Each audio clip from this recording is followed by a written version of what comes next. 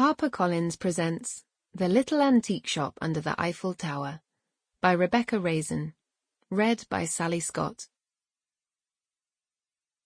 Chapter 1.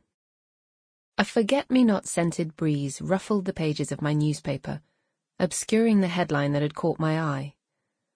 The fragrant sky-blue flowers spilled from planters on the balcony above, perfuming the spring air sweet.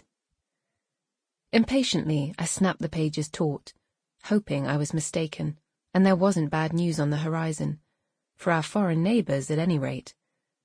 "What is it?" Madame Dupont asked, holding a tiny cup of café noir to scarlet-painted lips.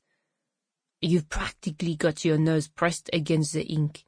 It'll come off, you know, and you'll walk around all day with a French Inquirer text written backwards across your skin." I shook my head ruefully. Only Madame Dupont could think of such a thing. She was a vivacious 70-something woman who still wore a full face of heavy makeup with rouged cheeks that were so pink they were almost purple. Her deep hazel eyes were outlined thickly with kohl and framed her false lashes that looked like exotic ebony fans. Still, the twinkle in her eyes was that of a woman half her age, and she had a vitality and spark that was hard to match. Plumes of smoke swirled around her carefully coiffed grey hair, which she pointedly didn't colour, claiming the silvery streaks suited her skin tone. She was never without a lit cigarette encased in an ivory holder, a relic from another era.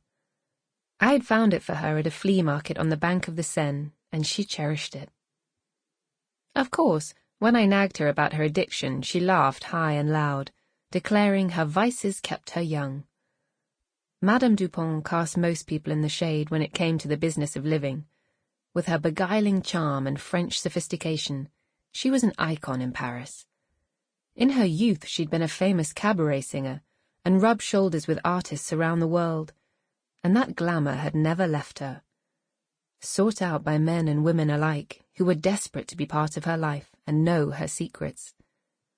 I found it amusing, the way people clamoured for her attentions. However, our morning tete-a-tetes were taken on a quiet avenue in Paris, so we could gossip in private, without a local spotting Madame Dupont and striking up conversation.